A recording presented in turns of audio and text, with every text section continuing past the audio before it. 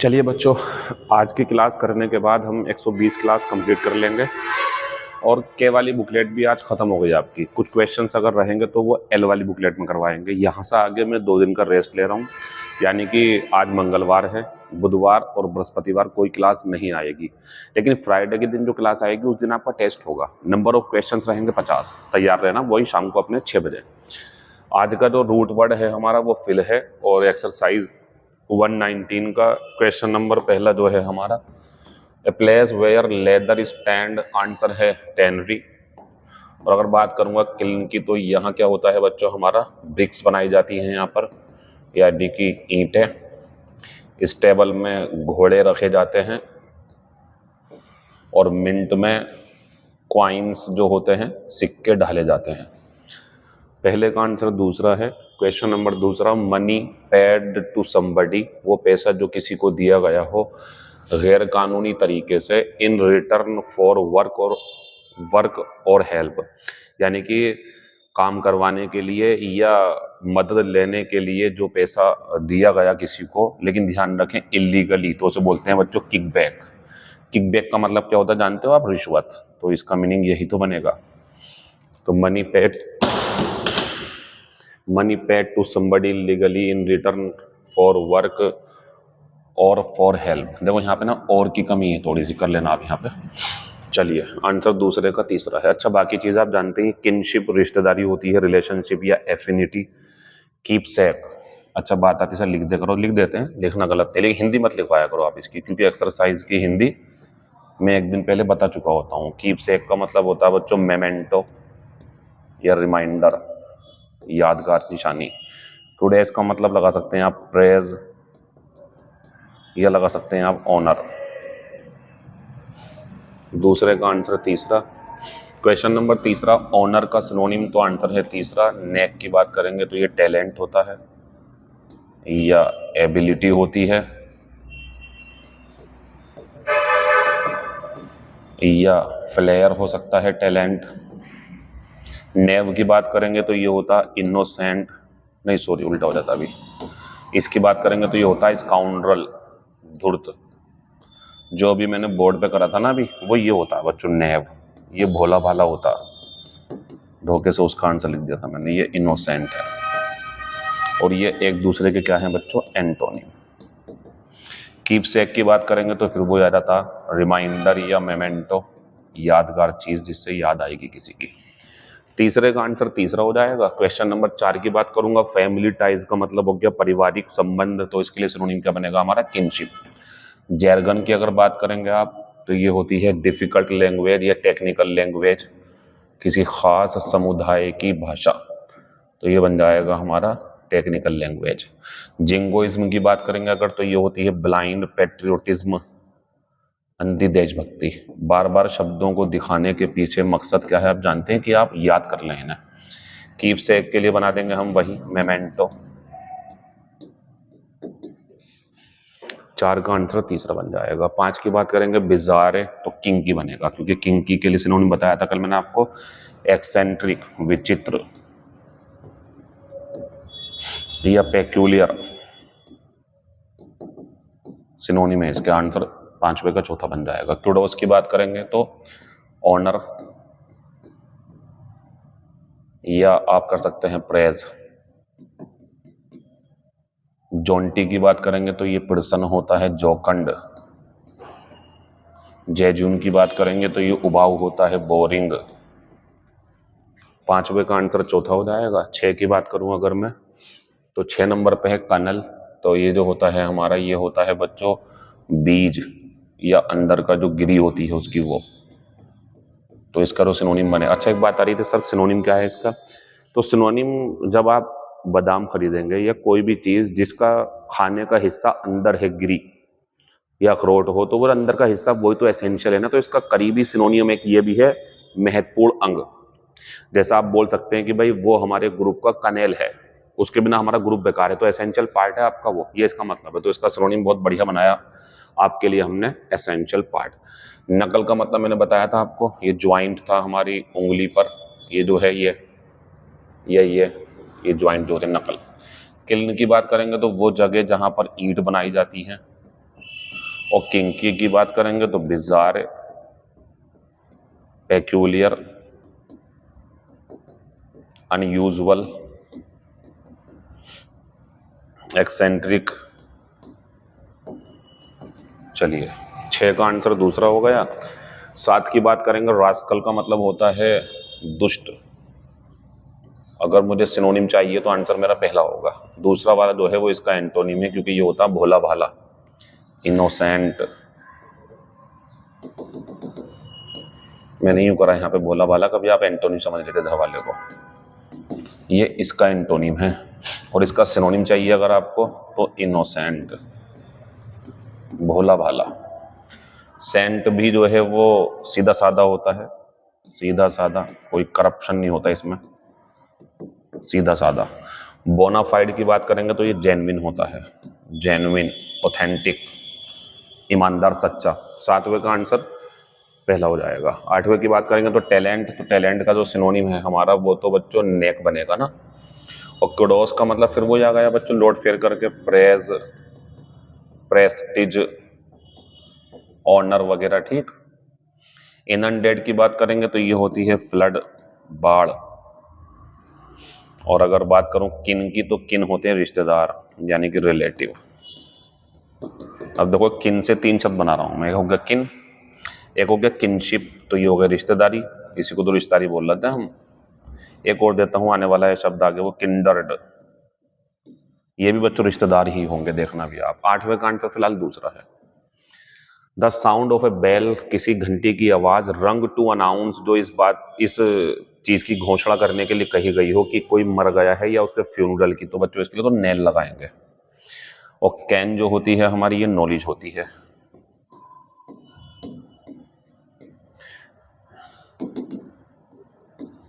या अवेयरनेस होती है सिनोनिम इसके। एक बहुत बढ़िया शब्द अगर याद है आपको और मैं लिखूं और आप समझ जाओ हाँ सर ये भी होता, तो आप अच्छा पढ़ रहा हो। बताओ क्या लिखने वाला हूं मैं, कॉग्निजेंस, ये भी समझ होती है। फिलहाल किल्न जो है हमारा वो जहां ईंट बनाई जाती है, और ये हो गए हमारा रिलेटिव, रिश्तेदार। अभी तीनों शब्द बताए थे मैंने इसके।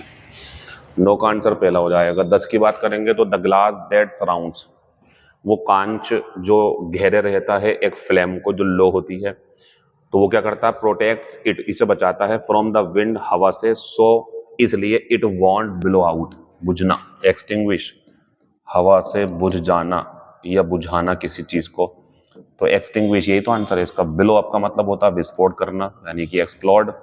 पुराने शब्द आ गए, देखो 11वां शब्द शुरू हो गया ना, 10 11 12, 10 11 12 भी पुराने शब्द रहते हैं हमारे पुराने वाले पहली क्लास के। बिलो ओवर की बात करेंगे तो ये पास होना, गुजरना किसी चीज का, बुरे समय का। ब्रेक डाउन का मतलब होता है स्टॉप वर्किंग, या खराब हो जाना, मतलब ये इसका मतलब होता है। फिलहाल आंसर 10 का पहला है। अब इन्हीं आधार पे आप इन्हें देखें आप, तो I was in A night club in Goa में, गोवा में एक नाइट क्लब में था, और एक लड़ाई जो है वो क्या हो गई बच्चों, ब्रेकआउट, फैल गई। लड़ाई फैलना, युद्ध हो जाना, बीमारी फैलना, अफवाह फैल गई कोई, इस टाइप की जो बातें होती है इसमें आती है। ब्रेकअप का मतलब होता है रिश्ता टूट जाना। ब्रेक डाउन अभी बताया मैंने, काम करना रोक देना, खराब हो जाना चीजें। ब्रेक इनटू कोमल लगाना, आंसर तीसरा होगा। आई एम लीविंग अर्ली टोमारो, मैं कल जल्दी निकलूंगा, मैं कल जल्दी निकलने वाला हूँ। टू ब्लैंक ए फ्रेंड, तो बच्चों ये तो पर्सन हो गया ना, और जब पर्सन से मिलने जाएंगे तो आंसर क्या आएगा बच्चों, कॉल ऑन। बात करेंगे अगर कॉल ऑफ की, तो ये होता है पोस्टपोन कर देना, टालना, यानी कि हड़ताल वगैरह। कॉल एड की बात करेंगे तो मिलने जाना, लेकिन इसके लिए आप जानते हैं ऑब्जेक्ट क्या होता है, इसके लिए ऑब्जेक्ट होना चाहिए स्थान। और अगर व्यक्ति ऑब्जेक्ट है, पर्सन व्यक्ति है, तो क्या लगाएंगे बच्चों मिलने जाने के लिए, कॉल ऑन। कट आउट का मतलब होता है cut out for, cut out to, कुछ बनने लायक होना, पुराना है ये। 12 का आंसर चौथा हो गया। एक्सेंट्रिक की अगर बात करेंगे तो ये अजीब सा हो गया, विचित्र। अगर मुझसे आप इस टाइम पूछो नया नया सीखा हुआ तो किंग की, लेकिन किंग की तो है नहीं, तो क्या पता कल को आ जाए किंग की, फिलहाल तो क्विर है। एक्सीलेंट की बात करेंगे तो शानदार होता है। कॉमन जो है वो इसका एंटोनिम बन जाएगा, क्योंकि कॉमन होता है साधारण सा। चार्मिंग होता है बच्चों आकर्षक।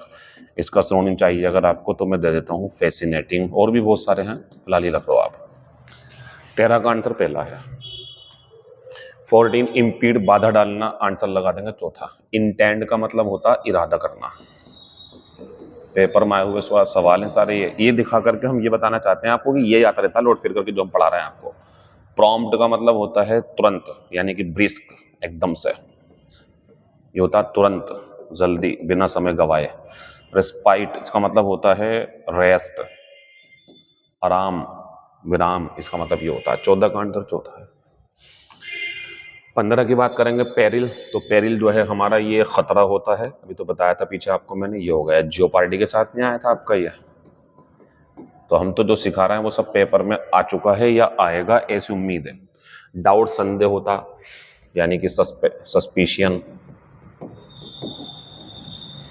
बेनिफिट, फायदा, सेफ्टी, सुरक्षा। 15 का आंसर दूसरा है। अगर एंटोनिम चाहिए होता हमें तो क्या लगाते हैं हम, सेफ्टी लगाते हैं। आज का शब्द फिल बताएंगे क्या है। फिलहाल आज की जो क्लास है हमारी वो के की ही रहेगी और ये 2 दिन की छुट्टी मिलेंगी आपको, तैयारी करें। फिर 1 से लेकर 100 तक की, 120 तक की क्लास का टेस्ट बनाएंगे 50 नंबर का।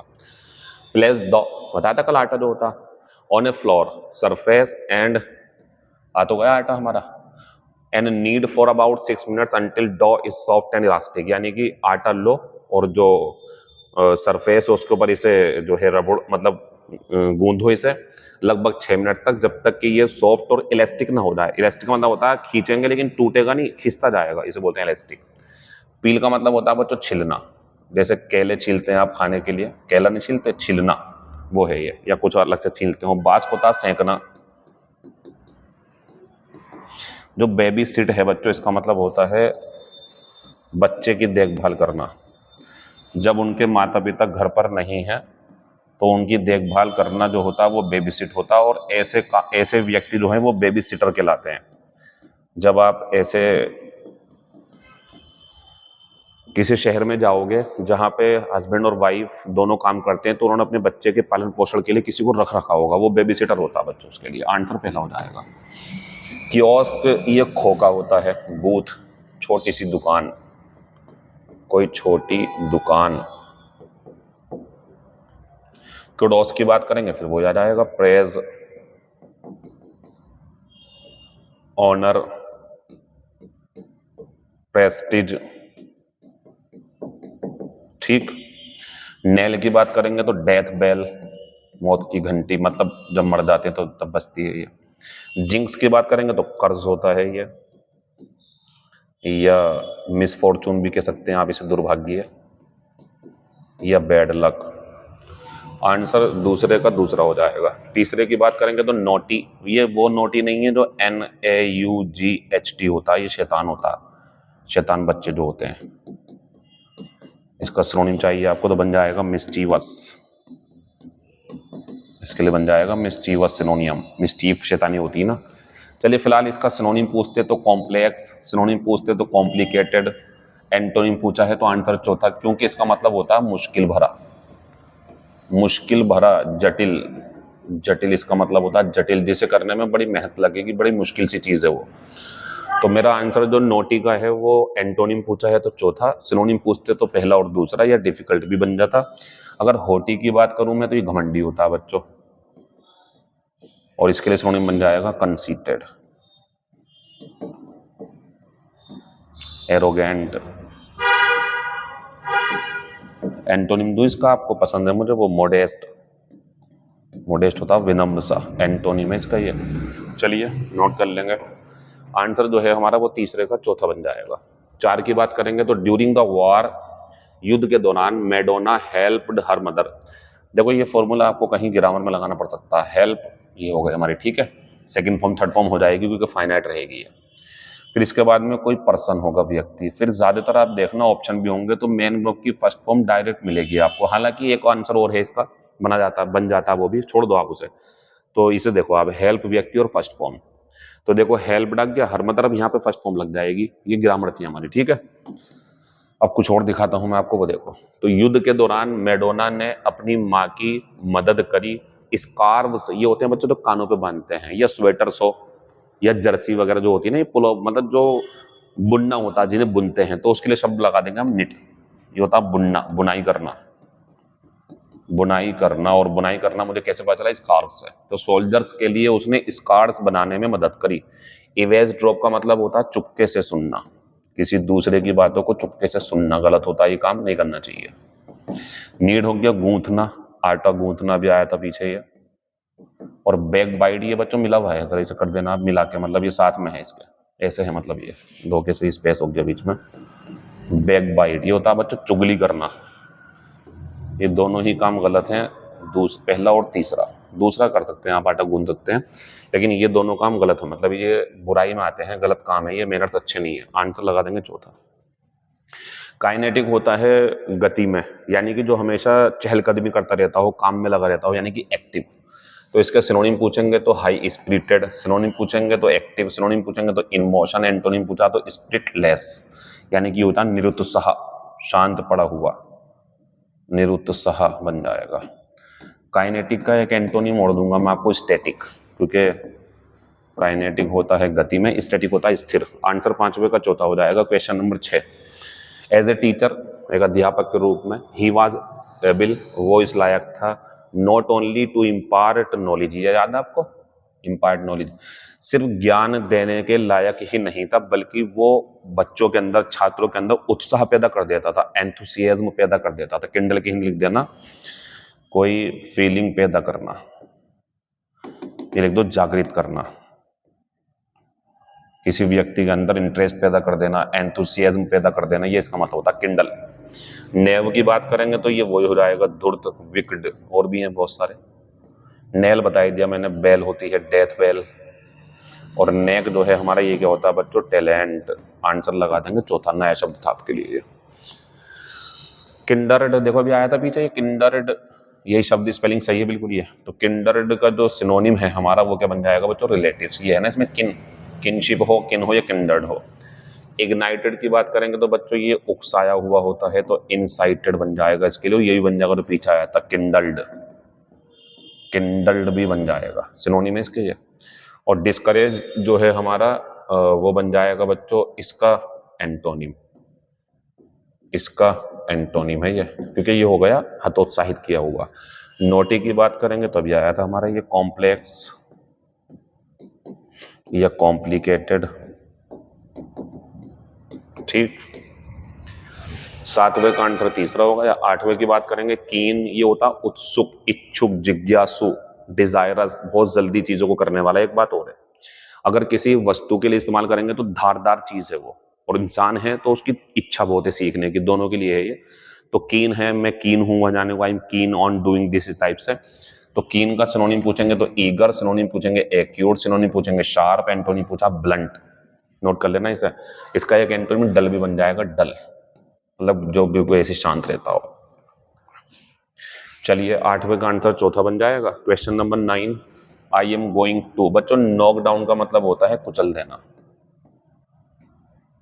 कुचल देना वाहन वगैरह से। नॉकआउट का मतलब होता है बाहर कर देना, किसी फाइट वगैरह से, फाइट में होती है चीजें, पंच मार के बाहर कर दिया। किक ऑफ बहुत बढ़िया शब्द है, शुरू करना, कोई मीटिंग, कोई प्रोग्राम, या फुटबॉल मैच में जो किक मार के मैच शुरू करते हैं, किक ऑफ होता है वो। कीप ऑफ का मतलब होता है दूर रहना। अब यही चीजें लगातार 4 शब्द इसी को बनाने वाले हैं। तो I am going to blank today's meeting, मैं आज की मीटिंग को, बताओ क्या आएगा, मैं आज की मीटिंग को शुरू करने जा रहा हूं थोड़ी टिप्पणियों के साथ बजट के बारे में, बजट के बारे में थोड़ी टिप्पणियां करके, और मैं बातचीत शुरू कर रहा हूं अपनी। Kick off a meeting, kick off a programme, kick off an event, कुछ भी हो सकता है। His opponent blank him with 1 punch, मैंने बताया था ना, पंच मार के उसे गिरा दिया, तो पंच मार करके गिरा दिया, नॉकआउट कर दिया उसे। एक बात और है बच्चों, इसका आंसर ना ये भी लग सकते हैं, क्योंकि नॉकडाउन का मतलब ये भी होता है चारों खाने चित कर देना, गिरा देना, कुचल देना उसे, तो ये बन जाएगा। लेकिन बढ़िया आंसर ये पंच की वजह से। तो बच्चों आप ध्यान रखें कि अगर किसी विरोधी ने अपने दुश्मन को चारों खाने चित कर दिया, गिरा दिया उसे, तो नॉकडाउन भी आ सकता है, कुचल दिया उसे बुरी तरीके से। आंसर दूसरा ही है फिलहाल तो। अब आगे बढ़ेंगे। तो he was blank by A car, इसका आंसर यही होगा, उसे एक कार के द्वारा कुचल दिया गया। मैंगल्ड शब्द आपके लिए नया है, ये होता है इंजर्ड, सिनोनिम ये होता है बुरी तरीके से घायल। इतना ज्यादा डैमेज हो चुका है चीजों का या शरीर का कि वो अब सही नहीं हो पाएगा, मतलब बहुत मुश्किल से हो पाएगा, ये इसका मतलब होता है। 11 का आंसर पहला। और I am trying to fatty foods, मैं फैटी फूड्स जो वसा युक्त भोजन है उससे दूर रहने की कोशिश कर रहा हूँ। क्वेश्चन नंबर 13 की बात करूंगा तो टू बी अंडर सस्पिशन का आंसर पहला होगा। इसका मतलब होता है संदेह में होना, संदेह में, ईडियम है जिसपे मेरा हाथ चल रहा है इस टाइम, वो आंसर है। अंडर द रोज ये होता है सीक्रेटली, चुपके से। अपहिल टास्क ये होता है डिफिकल्ट टास्क, मुश्किल काम, difficult task. Under the table का मतलब होता है ब्राइब, रिश्वत देना। यह कह सकते हैं टू गिव मनी इलीगली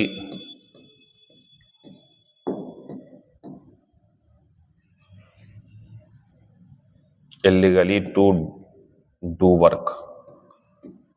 इसका मतलब है पैसे देना किसी से इलीगली काम करवाने के लिए। यहाँ पे पॉजिटिव भी बना सकता है, फिलहाल वर्ड पावर समझाओ तो ग्रामर पे ध्यान नहीं देता ज्यादा मैं। 13 का आंसर पहला है।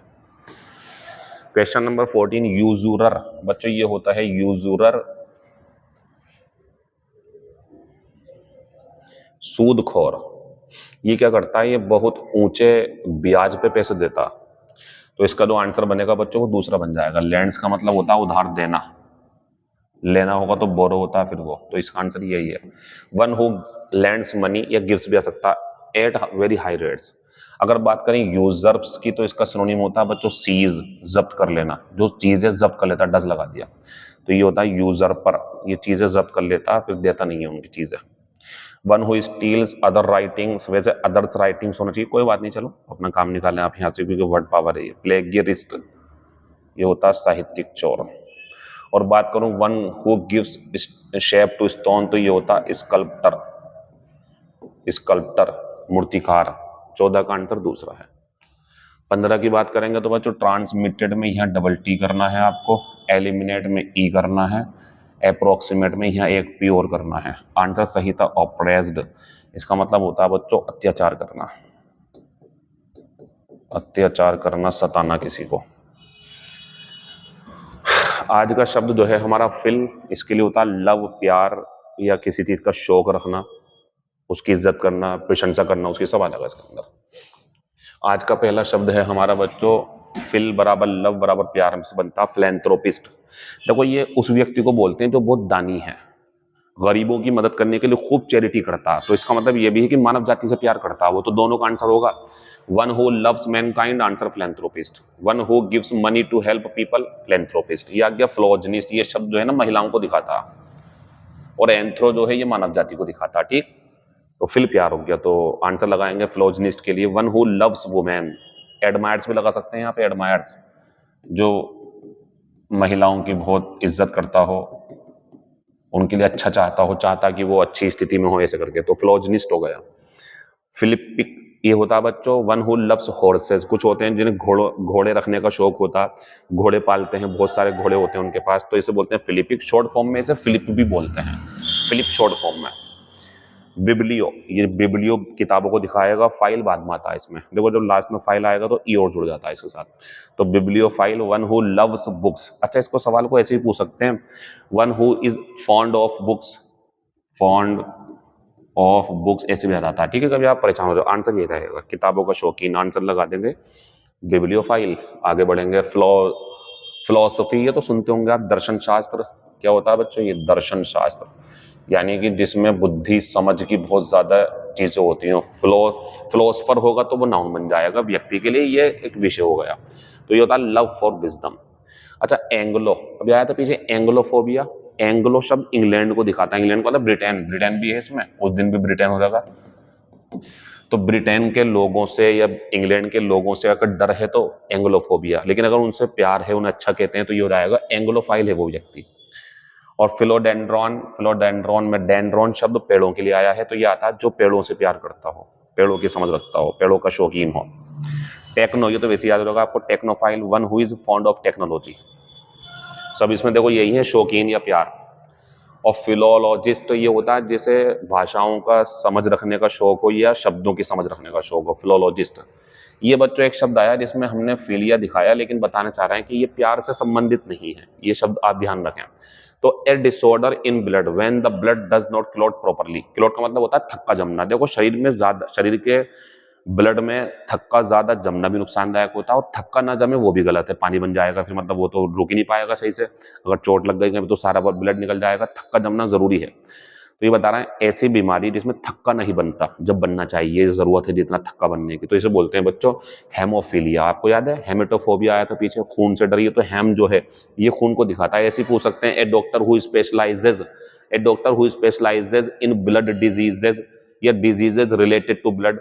तो ऐसा डॉक्टर जो स्पेशलिस्ट हो ब्लड से संबंधित बीमारियों का, वो हो जाएगा हेमेटोलॉजिस्ट, वो लॉजिस्ट बन जाएगा फिर ये जो है एक बीमारी का नाम है। ठीक है, बाकी बातें कल होंगी आपसे। Thank you, all the best. अब मिलेंगे आपसे 2 दिन बाद।